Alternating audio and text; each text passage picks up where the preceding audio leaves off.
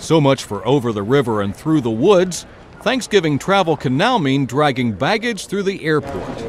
Recession-battered consumers are in search of bargains and convenience.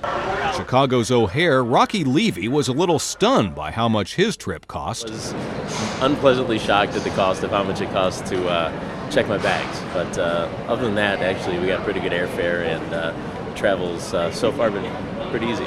At Atlanta's Hartsfield, Danny CRUZ said persistence paid off in the search for a good deal. And she checked them out and nothing was changing, and suddenly one day it went from almost $400 to almost half the price. Put off by add-on fees for baggage and other items, many Americans are avoiding the airport this year.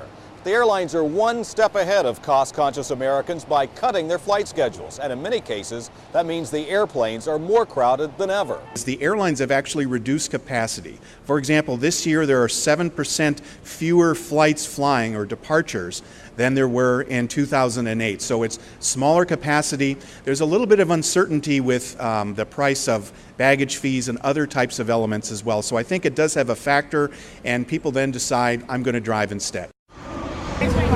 LESLYN Rose is fine with what she expects to be an 8-hour trip from New York to Williamsburg, Virginia.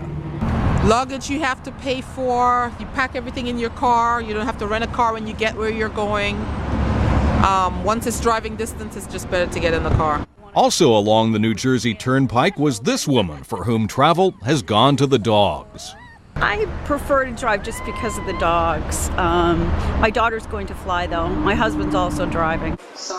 And for those looking for something in between, there's rail travel. Business was brisk at New York's PENN station. It's just a very convenient way to travel, relatively inexpensive. I don't own a car, so that factors into it. In the end, putting the cost and hassle aside, getting back together with friends and loved ones still seems worth the effort. Mark Hamrick, The Associated Press, Washington.